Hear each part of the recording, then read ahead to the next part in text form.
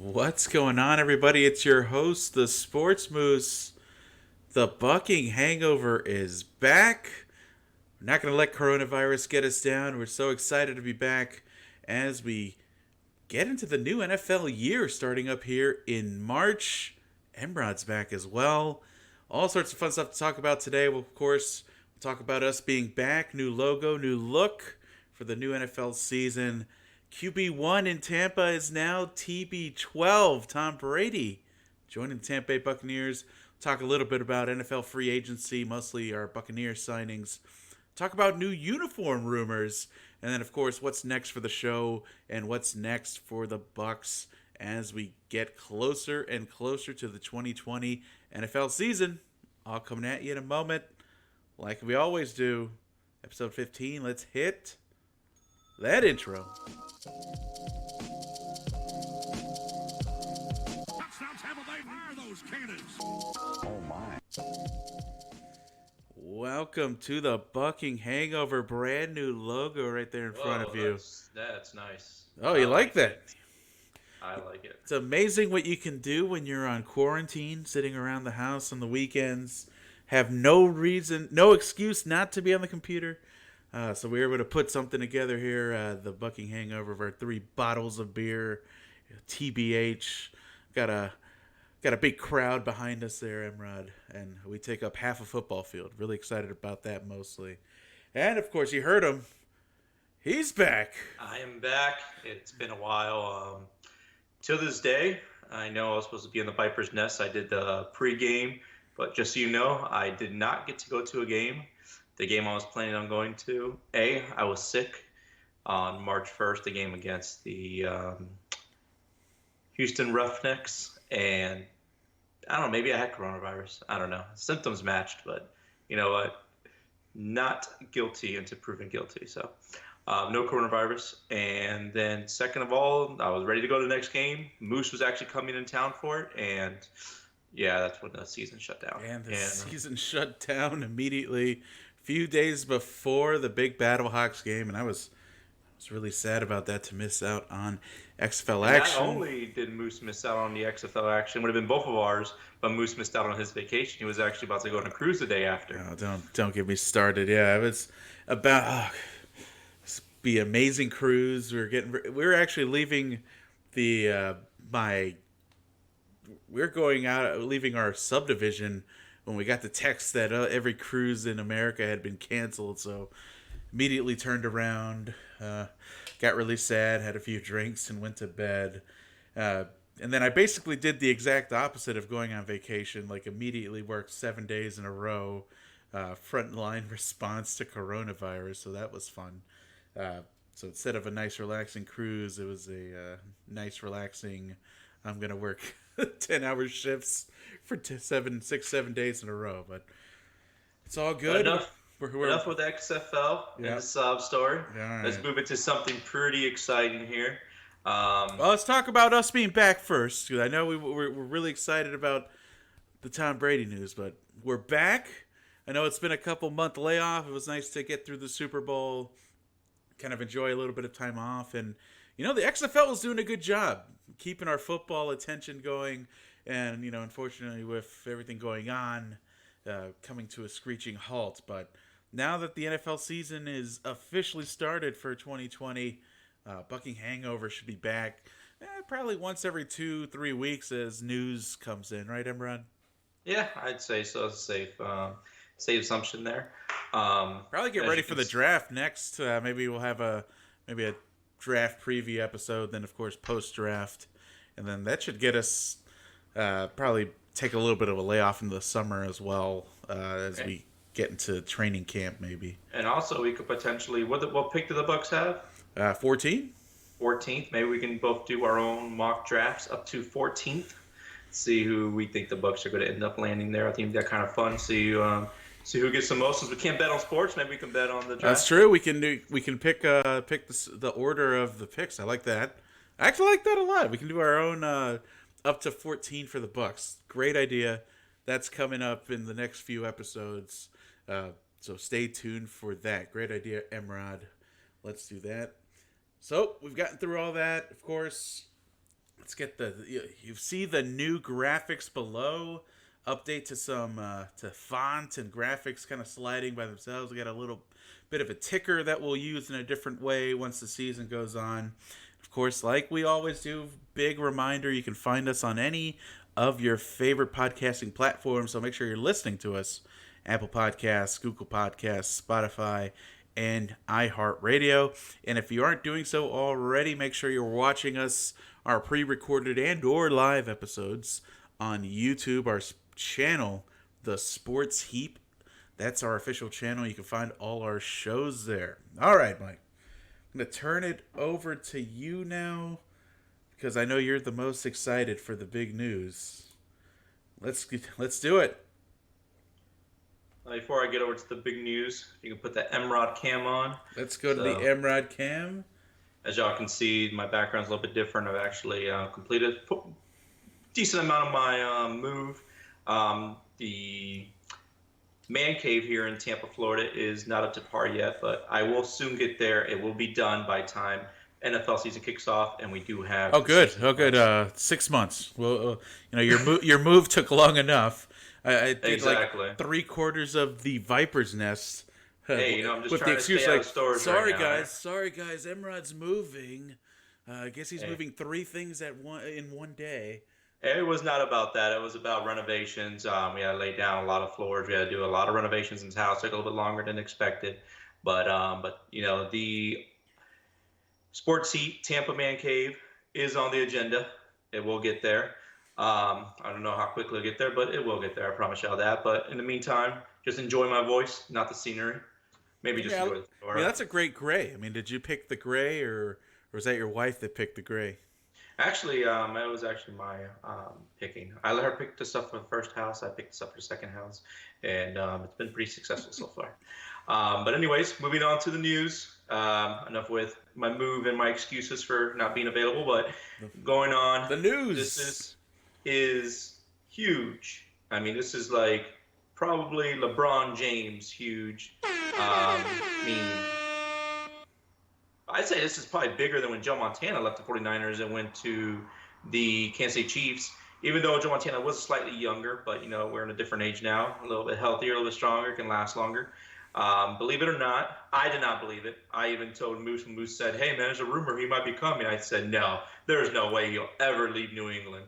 But no, he is here.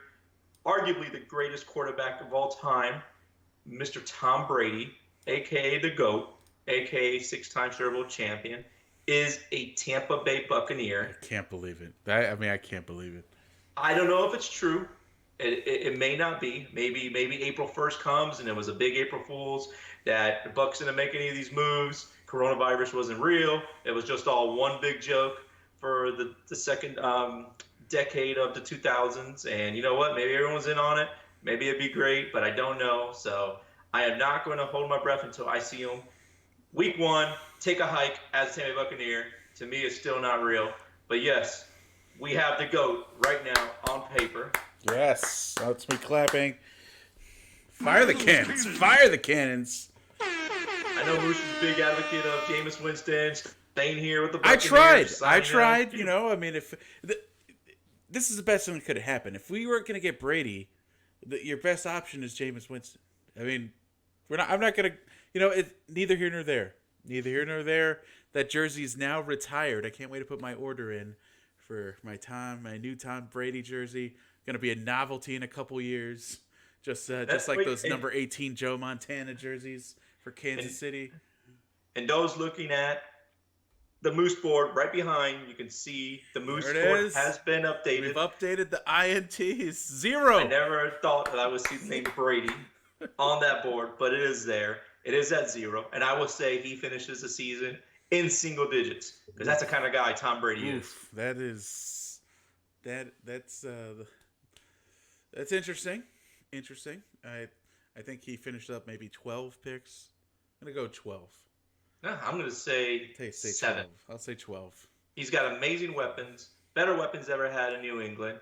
He's got the best wide receiver tight end tandem in the NFL, arguably, but still, O.J. Howard, Cameron Brate, 2 amazing tight ends. Godwin proved that he is an awesome wide receiver last year from Jameis Winston. As we all know, Mike Evans has been just phenomenal ever since he's been in the league. So this guy, Tom Brady, has the best arsenal. And, I mean, running back, I know we bump heads on this. I think we need a better running back. You think Rojo hasn't gotten a fair shake. And we've talked about it on the show all season, how Bruce Arians seems to is giving him tough love, benching him for no reason.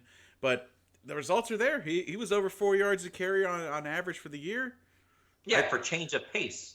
Change of pace backs usually do that because they're changing the pace and easing off the starter who was Peyton Barber, who is no longer on the team. I'm not sold on Rojo. I mean, Melvin Gordon got signed. Todd Gurley's gone. I don't know what we do for him. Do we draft a new one? Do we just put our eggs in the Rojo basket? Maybe he could be good. I know based on your argument, I just think he never really earned the shot to be the guy. Yeah, he changed the pace, got a little bit of 3 carries for 15 yards, and he's averaging 5 yards a carry. Whoopie-doo.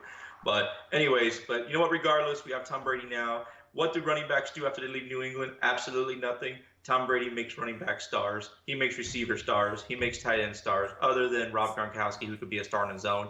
But other than that, he's made players stars. Once those players leave New England, they're no longer stars anymore. He took an amazing wide receiver, made him even better, make him a record-breaking wide receiver for a season when he had Randy Moss. Imagine what he can do with Mike Evans. Imagine what he can do with Chris Godwin. O.J. Howard, I am just thrilled about O.J. Howard. I've always been a big fan. This is his year to be a top 3 tight end. As long as he's not throwing the ball into the opposition's hands, I mean, maybe that'd be great. O.J. Howard and his fumbleitis. Now, he'll get over that. He will get over that. But, I mean, this is an exciting season. I think this is the most excited we've been to be Buccaneers fans since 2001, 2002, when we had that amazing defense. It's just super exciting. So this is going to be like a very fun Buc'ing Hangover. I don't even think it's Buc'ing Hangover anymore. I think it's Bucking Cloud 9, because that's where we're at right now. I don't know, man. I think we got to relax, because what this smells like to me, and I hate being the pessimist, 2019 Cleveland Browns. That's all I'm saying about the hype wagon.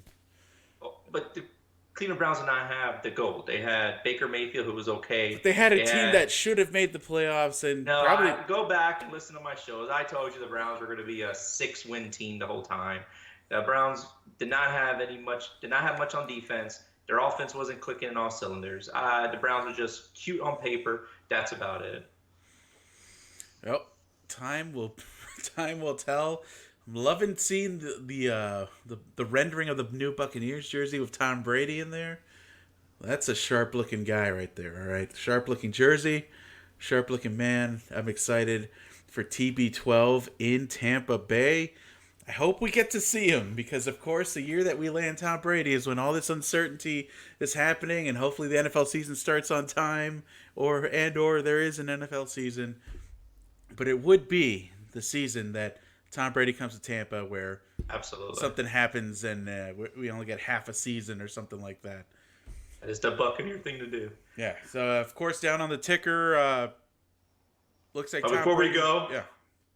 We talked about the Buccaneers jersey. Do you think Tom Brady, one of his conditions was like, listen, if I'm even going to consider coming to Tampa, we got to get rid of those digital clocks because my 12 is not going to be noon. Yeah, absolutely. Yeah, those jerseys are so bad. That had to be part of the deal. It had to be, okay, I got Mike Evans, I got Chris Godwin. Oh, new jerseys? Okay, I'm in with the new jerseys.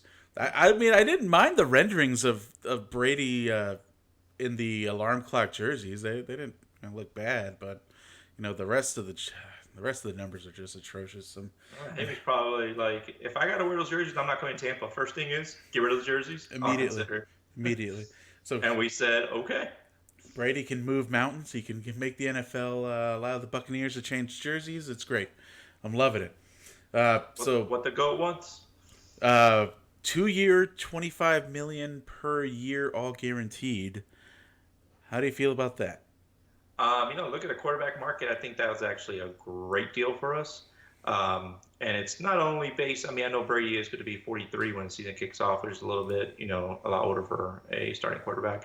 However, I mean, we're going to make that back in ticket sales. I mean, the season tickets are already sold out. Prices Yeah. are jacked up. People are on there's waiting lists again for the first time in like Yeah. 15 years or something like that. There's an actual waiting list for season tickets. So, I mean, if you look at the deals that other players got, and I'm not going to go down the list, but I mean, there's a lot of players that got more than $25 million a year. So, What did that's Rivers definitely end a up steal. with? Philip Rivers, I'm not too sure. Let me take a look. Yeah, that just kind of came to mind. Yeah, of course, Philip Rivers 28. signing with the Colts. I'd say he got like at least 20 at least. Philip. Oh, he got 25. Oh, right there. Look at that, right Yeah. in line. Yep. So, I mean, When I saw that number, I mean, I agree with you. I thought that was an amazing deal. Especially rumors of Jameis wanting 30 and change, and then you get Tom Brady for 25. I mean, granted, it's maybe Tom Brady way past his prime, but still, all we need is a game manager. We just I mean, is need he really way past his prime? He was just in the Super Bowl 2 years ago. He just won a Super Bowl 2 years ago, made the playoffs last year, had no talent whatsoever around him last year. It was Gronk's first year retired. So, I mean, we're saying he's out of his prime because of his age, but I mean, on the field and the production that he's done and the wins that he's done, would you say he's really out of his prime? But even if I'd love to say that he's still in his prime somewhat, but even if he's not, even if he's playing 80% of like what he used to play at, that's still good enough to win a Super Bowl with this team that we're assembling. Yeah, absolutely. I mean, probably could potentially be one of the best defenses he's ever had on his team. Last year's Patriots defense is pretty sore. Pretenders. We talked about this Yeah. on $10 Sports that their schedule was hilariously weak. Absolutely. So, but yeah, like you said, even if he's 80%, 75% of what he used to be, it's probably still the best quarterback we've ever had in Tampa. So that's exciting. and that's saying a lot. We've had a storied history. Vinny before his prime, Steve Young before his prime. So Doug Williams. Doug Williams before his prime. Trent Dilfer during his prime, which was not good until No, he before won his prime. He won Super Bowl afterwards. God, unbelievable.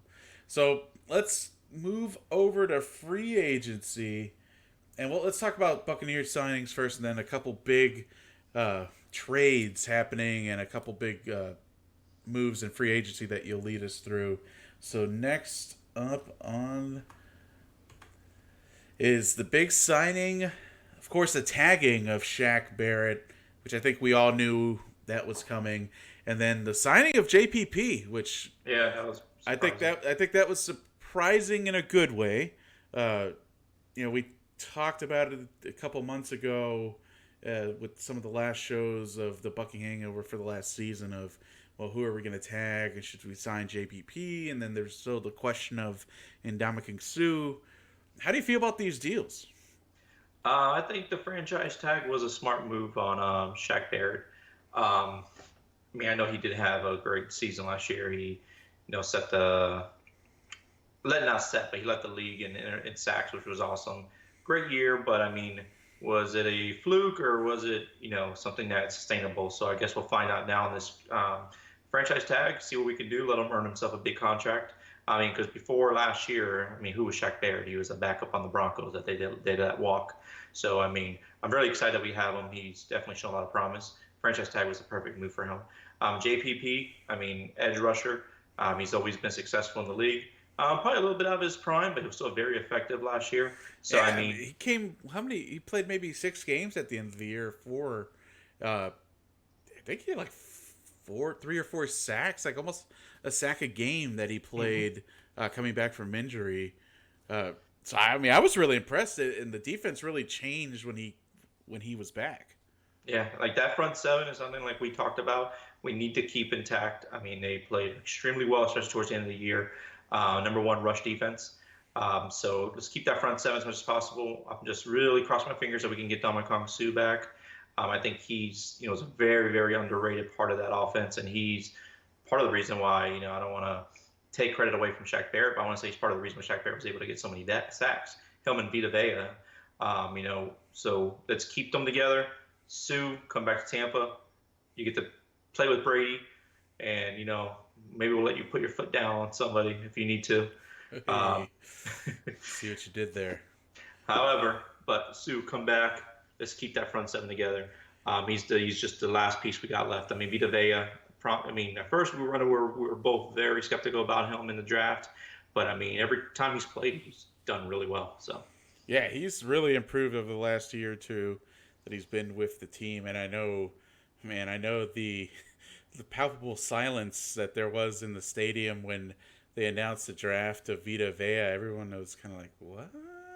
yeah, because everybody wanted Derwin James. He was the guy we all thought, and we traded back, and we're like, oh man, we traded back, and we're still gonna get Derwin James. This is like the greatest move of all time. And then they say Vita Vea, and we're all like, who the hell is Vita Vea? Like, why the hell do we draft Maui from Moana? Like, come on, man. Like, what is going on here? But ended up being a great. Now, after watching him play, I know when his rookie year, he missed the first 6, 7, or 8 games, something like that. But I mean, when he came onto the field, he was a force, and last season he was a force also. So he's definitely impressive, and that front seven I'm excited about. We kept it intact. We still got Levante David, Devin White, who's a young second-year player who looked really good, and he's only going to get better. Dominic Su, you're the last guy. Come on, just drink the Kool-Aid, join us. Take a pay cut. Take a pay cut, which I think it's part of the issue is a little discrepancy on what he thinks his value is versus what everyone else wants to pay him. I'm not sure who's out there interested in him. I'm sure there's a few suitors that could use a, kind of a little bit past his prime defensive tackle, but a little bit of versatility though. We've seen him play defensive end, especially in the 3-4. Remember a season or two ago being surprised that he was out there with the Rams playing like on the edge. It was really odd to see that. So versatile, gives us a couple different angles of attack. And it opens up that game for Shaq Barrett too. Which is, like you said, really important to, he was a very underrated part of that defense. I know he didn't get the big numbers, big sacks, but he was there and he was able to make everyone around him better. So that's exactly what I want. Another move for the Buccaneers, of course, one of the question marks now that we landed Tom Brady is who's going to protect Tom Brady, and stepping up and upgrading, potentially upgrading up a tackle, Joe Haig, coming from the Indianapolis Colts. I think a 4 or 5 year starter. I believe he started every year at South Dakota State as well. Decent tackle. Wentz. He must have played with Wentz. Yeah, I think he did play with Wentz. Good, solid tackle, I think. I think maybe better than some of the options we have out there. Of course, Donovan Smith still, fourth highest paid player on the Buccaneers somehow, with a monstrosity of a contract. Not Jason Light's finest moment with his signing, but now with Joe Haig, we have someone that can protect Brady, and we might just be drafting an elite tackle away from having an amazingly solid offensive line. Yeah, absolutely. So, I think the Bucs' offensive line is a little bit underrated.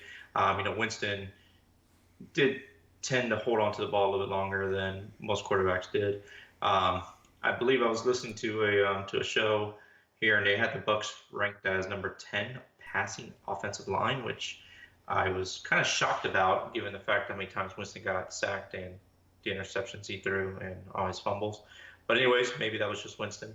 But I was very surprised to hear that was a stat. So, hopefully that was part of the reason why Brady decided to join the Buccaneers. I hope Joe Haig, fills in that hole. What position you say he was playing, Moose? I think he's playing right tackle, and he had right he's played some guard, so he can play inside as well. But I think they're gonna project him out there at right tackle is my guess. Nice. So we're looking at left tackle maybe in the draft. Yeah, if we can get like somebody in the first, second round, I say take the best available left tackle, and because Ali Marpet's pretty solid. I think Jansen there at center, I think he'll bounce back. He was, a pretty good center with the Ravens. I know he struggled a little bit here at Tampa, but I think he'd be able to bounce back. And who else we got on that line? We got Alex Kappa as well. Yeah, Kappa's come a long way too. What was he, a 4th or 5th rounder? I think he was playing like FCS football see, like Montana State or one of those smaller schools or something like that. But he's come a long way. He's held his own. So you have Jensen, Kappa, And Donovan Smith, who we signed to a big contract last yeah, year. and he's really struggled along with DeMar Dotson, kind of a little bit of a struggle on the end. I don't think DeMar Dotson's with us anymore. Is he? Did we let him go? Yeah, right. I He's unrestricted free agent, believe. so he should not be signed back. I don't believe. So basically, Joe Haig replacing DeMar Dotson out on the right side of the line. So let's see what we can do on the left side, and I'll feel pretty good about our chances at protecting Tom Brady. Yeah, left side's Ali Marpet. I know he was injured last year, but when he's not injured, he's a top offensive lineman, believe it or not, Yep. when he's healthy. And Donovan Smith, he's a big question mark. So, I know we're locked into him for at least another year or two. So let's see what happens on the left side and see what we can draft or moves we can make on them. Of course, the big question still facing the Buccaneers, and with probably only $10 or $11 million left in cap space, is how do we sign either Ndamukong Suh and or Brashad Perriman, and did Brashad earn a follow-up contract? How much money is Ndamukong Suh truly worth to give us that to be able to keep that front seven intact? What are your thoughts? If I had to choose between the two, I'm going to go Ndamukong Suh. Like I said, he was a very underrated, unappreciated person on the defensive line, and he opened it up for players such as Shaq Barrett, Vita Vea, even Devin Smith. So he is definitely a force to be reckoned with there. Very underrated. Yeah, I know Brashad Perriman played well, but when he really shined, who else was he really competing with? I mean, we lost Mike Evans. Absolutely. We lost Chris Godwin. He was default number one. I can't even name who our number 2 or 3 receiver was. Scotty Miller's. Justin Watson, Yeah. maybe, or something like that. So yeah, I mean, so he kind of like, it fell to his lap to get his 6 touchdowns and to get his yards. I'm not going to say I'm too impressed by Brashad Perriman. I mean, he'd make a great number 3 receiver. However, but if we had to choose between 1 and 2, you got to go with Ndamukong Suh. Yeah, I think you're absolutely right. Brashad Perriman really struggled at the beginning of the year. And I think Jameis was struggling a little bit to hit anybody in stride at that point and was throwing interceptions all year. But I think Brashad Perriman really struggled to get open, to find any sort of gaps in zones. And, I mean, the ball just wasn't getting to him. So I think he did well at the end of the season, of course, with both Godwin and Mike Evans going down. He was kind of the default number 1 and default option. And like you said, got his touches and got his touchdowns and yards. But, Ndamukong Suh was a difference maker. We're hoping things don't change from one year to the next. So, again, keeping that core, even if Ndamukong Suh's on the back 9 of his career, I think is more important than a third or a slot wide receiver that we could potentially give a shot to one of our up and coming guys. We could even draft someone in round 2, round 3 to fill that need. So I think we agree on that one. Ndamukong Suh, bring that price down, buddy. Come on. Let's see what is next for us. So I wanted to talk about Cameron Brate being a team player, of course. Restructuring his contract. He, as you know, he signed, I think, last year a 6-year deal, or the year before. Was able to restructure. He was due $6 million this year, and I think were able to bring that down to $4 or something like that to free up some more cap space. Good man. It's a good man. Taking one for the team there. Of course, when you get a chance to play with Brady, I think that changes things. And knowing that, heck, we might have just potentially clinched our first playoff appearance in like 15 years or something like that. So, Cameron Brate, good on you. I think you're going to be awesome with O.J. Howard. And, Tom Brady has plenty of experience running a 2 tight end system. And I think Bruce Arians prefers it as well. So, we will see what comes of that. But I don't want to jump too far ahead by saying that we may have clinched our first playoff spot. I know we made some good free agent moves, but there's been other teams that has done as well in our division alone. Go ahead and talk about that. I didn't get the graphics up for the other moves, all right. but But the Saints actually, believe it or not, they already have a great receiver, Mike Thomas. Some people could say arguably best receiver in the league, at least top 5. But they just signed Emmanuel Sanders to the number 2 spot. Whoa, I missed that. Yeah, Emmanuel Sanders signed with the New Orleans Wow. Saints. He's going to be the number 2 receiver. I know Emmanuel Sanders is a little bit older, slightly out of his prime, but you saw the difference he made in San Francisco the moment he stepped on the field. Yep. So he's now number 2 there in New Orleans. New Orleans also signed DJ Swearinger, who was a pretty good safety. I know his name has been mentioned, but he was really good with the Redskins. He actually was played on the Buccaneers as well.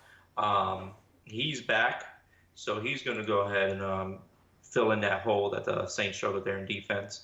And Saints actually signed another guy who is a ex-Buccaneer. Not too much of a big deal. Noah Spence, kind of like a letdown. But they signed him as well. So, the Saints are making moves as well.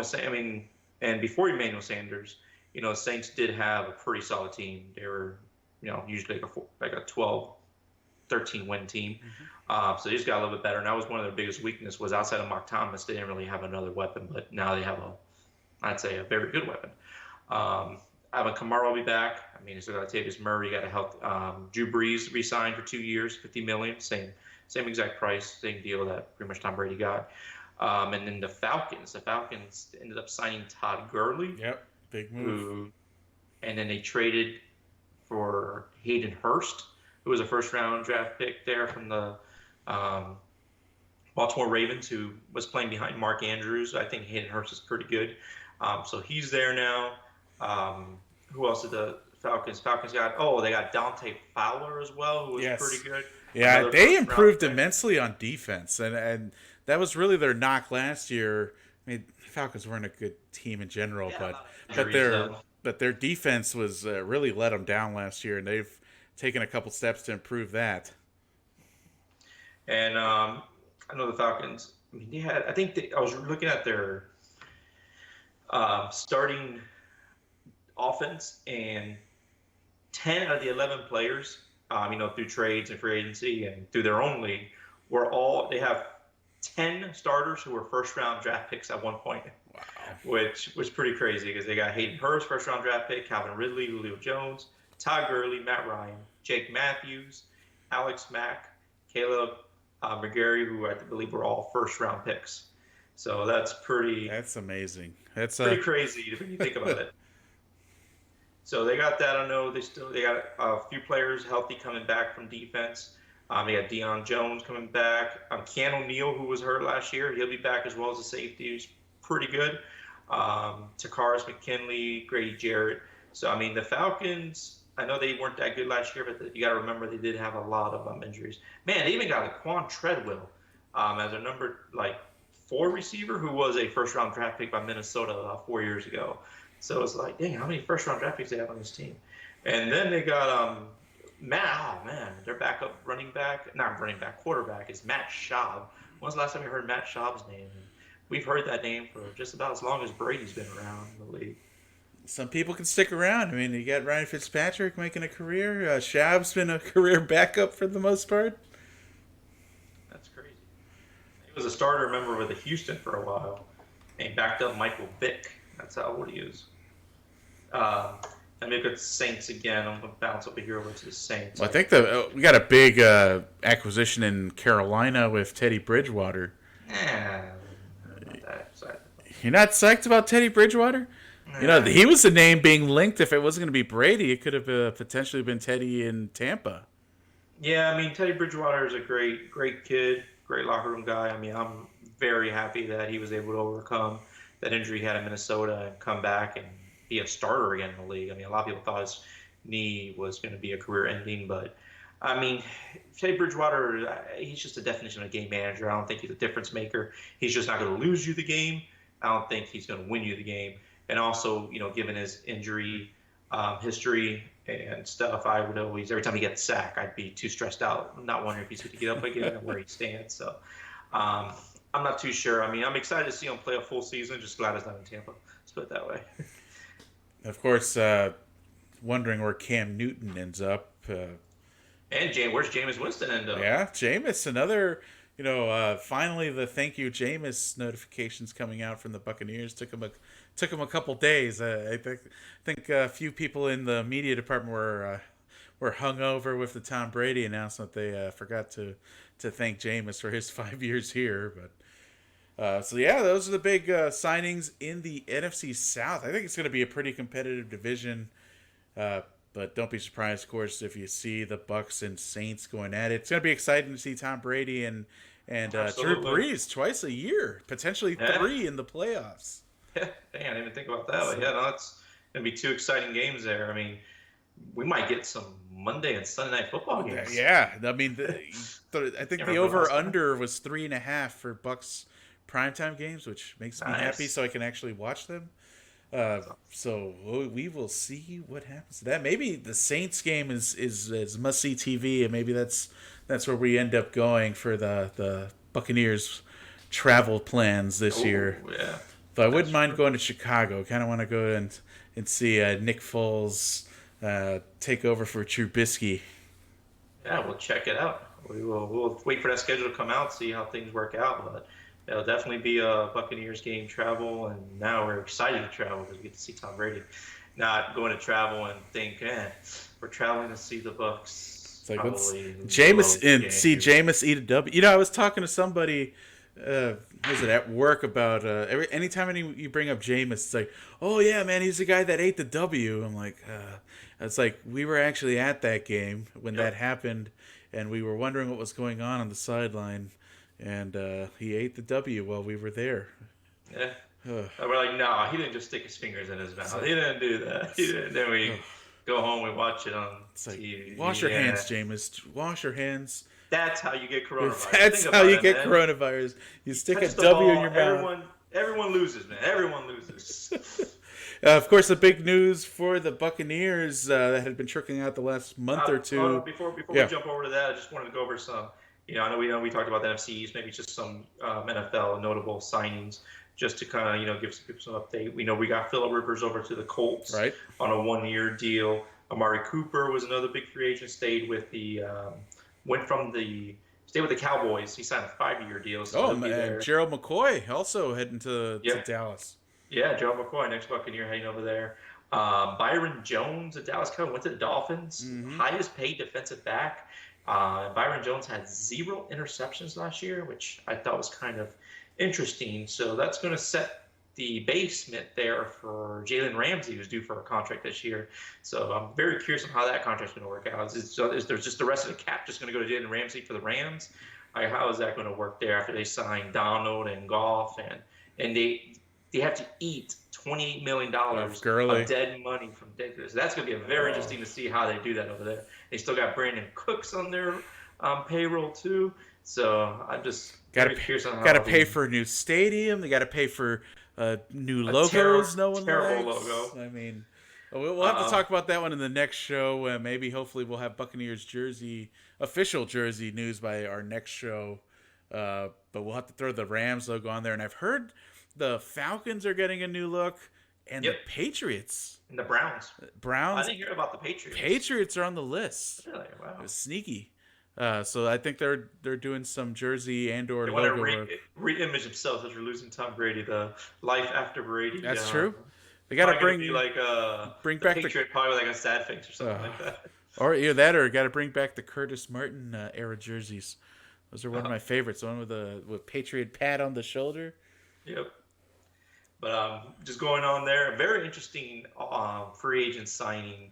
It's one of those that was very odd and unique and seemed kind of pointless and just random. Was Jason Witten leaving the Dallas Cowboys? Never saw that happen. But he's going to Chucky, and they've had a quietly good offseason. The Raiders, I think, have made some great moves. And they got the defensive end from the Bucs last year. What was his name again? Oh, Carl Nassib, who was Carl was underrated. And he was expendable ultimately. I mean, I think we all knew when we were looking at who's going to stay and who's going to go. I think we all knew Carl Nassib was on his way out the door, but definitely, tough loss because I think he played well the couple years that he was here. Derrick Henry got franchise tagged. I don't think he's too happy about that. He wanted a big contract, but Derrick Henry will be staying with the Titans. Ryan Tannehill signed a 4-year, $118 million deal to stick as their starting quarterback, which I can't blame him. He came in there, was a difference maker, led them all the way to the AFC Championship game, beat the Patriots, and he beat the Ravens. So in the playoffs. So that was pretty impressive. Is Miami still paying him? Aren't there like multiple teams paying him or something like that? No, I think Miami was a trade. It was a He got trade. traded. Because I thought I had read that he was still this is like his second top 5 contract or something like that, a quarterback contract. So I think he made some money, I guess, last time either in Miami or who did he get drafted? I forget. Tannehill. He started out with Miami. He got drafted by right. Miami. So I Like think number 9th pick or something. right. So he made some decent money in Miami and then ended up going to Tennessee. yeah. I guess he's only been to Tennessee. So Last year was his first year on Tennessee. yeah. So what was his year before contract that, with Miami? It was like pretty big. I remember he got like a big extension. Yeah, I'm wondering. Yeah, And interesting. Miami got Byron Jones, but he also got Kyle Van Noy as well from the Patriots. A pretty good linebacker there. And Melvin Gordon left the Chargers. I was really hoping he'd come to the Bucs, but he ultimately went to the Broncos on a 2-year, $16 million deal, which I thought was pretty good deal there for the Broncos. Let's see what else I have on my list. Jamie Collins went to the Lions for 3 years. Oh, I did not see this. Wow. Clinton Dix to the Cowboys. Oh wow. I did not see that. That's a pretty good move for them. Robert Quinn left the Cowboys, went over to the Bears. Let's see. Oh, Eli Apple went to the Raiders. I didn't know he left the Saints. Kendall Fuller went over to the left the Chiefs. Went back to the that's interesting. He went back to the Redskins. He was actually part of the trade with part of some trade that sent him from the Redskins to the Chiefs, I believe, and he went back to the Redskins on the deal there. Emmanuel Sanders, I already talked about that. Oh, what do you feel? Marcus Mariota went to the Raiders, backing up Derek Carr. Yeah, maybe a little bit of competition there. Eric Ebron went ahead and signed with the Steelers, giving them Ben Roethlisberger a weapon there at tight end. Oh, Vic Beasley went to the Titans. That was a good move there for them. Mike Brockers over to the Ravens. Nelson Aguilar. I didn't know he went to the Raiders. That's what I'm saying. They're having a sneaky good offseason. They're picking up a couple key needs to at least have Derek Carr or Mariota have some weapons as they move into their new stadium. And they, yep, that's right. Their new stadium is right. Another, I thought was kind of odd. The franchise that was late in his career was AJ Green getting franchise. All right, let's wrap it up with Buccaneers jersey rumors. Of course, the big tease a few months ago or a month or so ago, kind of a cryptic Buccaneer type, I guess a promo video, a guy going to Raymond James Stadium and putting up newspaper clippings, orange and red and pewter.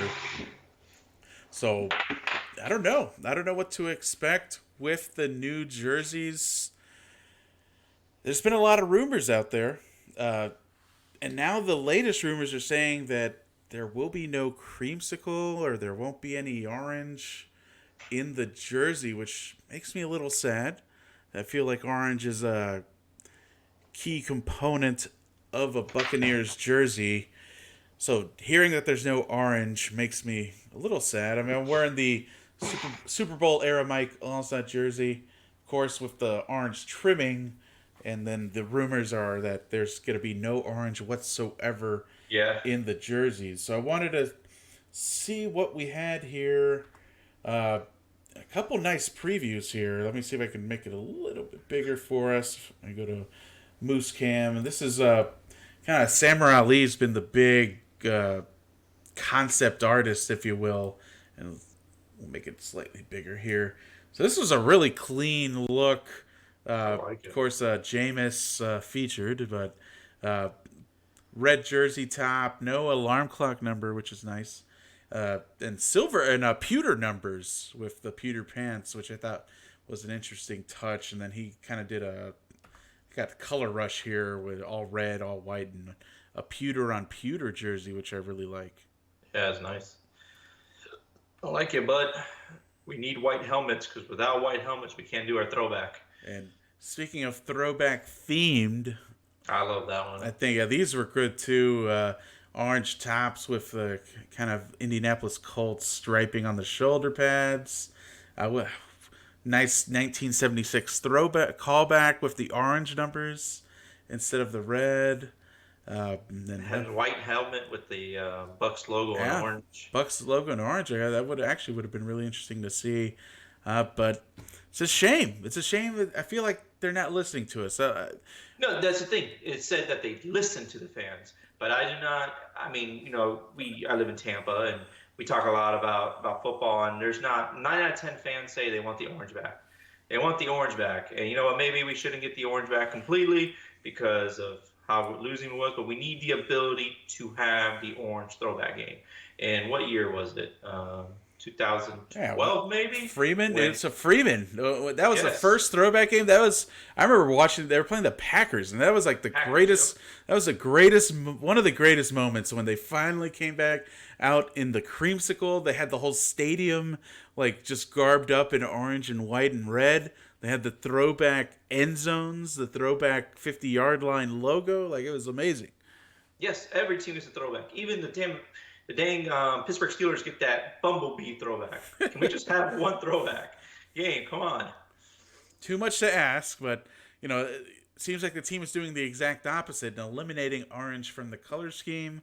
Only time will tell. Of course, we expect the new jerseys to drop next month in April.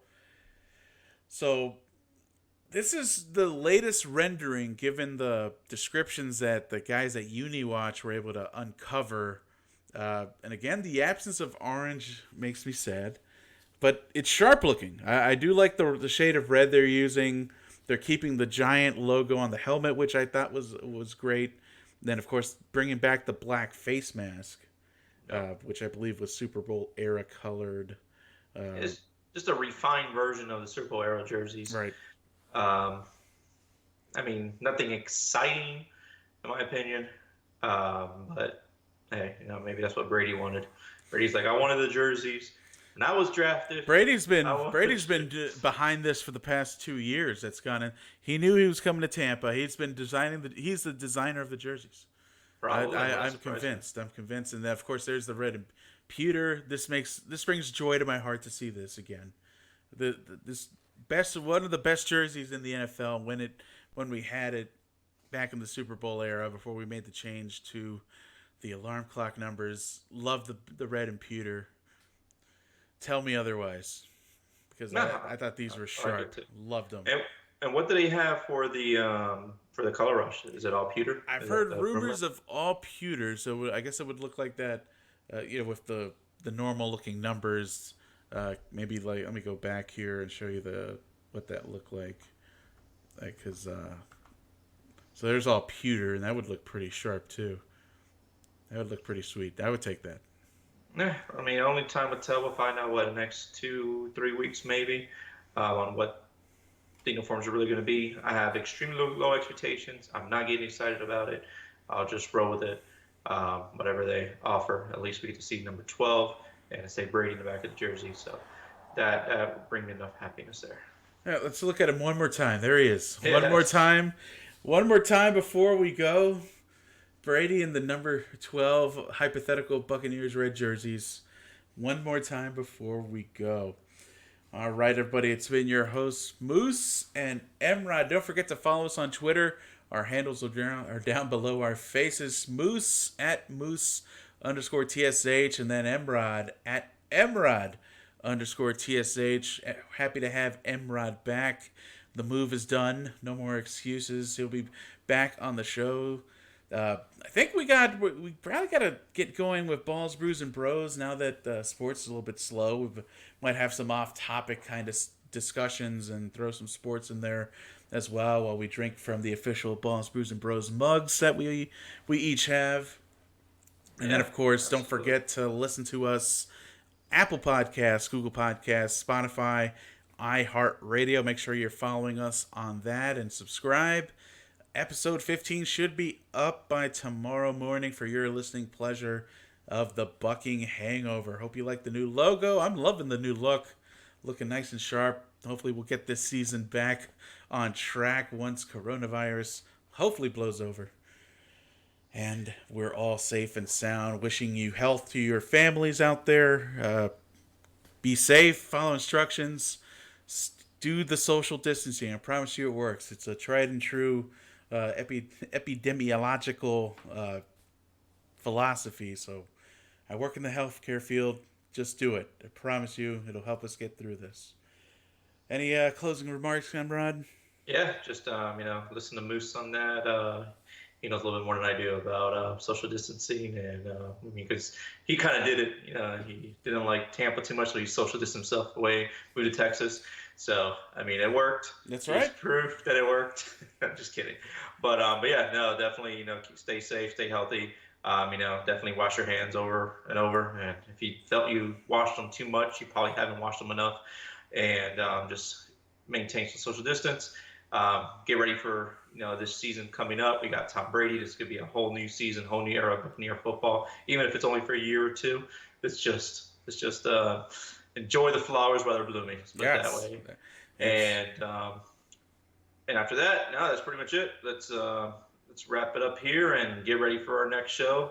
And we'll keep you posted on some free agency moves and the draft and those new uniforms. Keep your expectations low. Just keep them low. That's my advice. All right, buddy. It's been Moose and MRod, episode 15 of the Buc'ing Hangover. We'll see you in a few weeks as more news comes out. Take care. Go Buccaneers. Fire them cannons. We'll see you on the flip side. Have a good night. Good night. Later. Touchdowns, have they fire those cannons? Oh, my.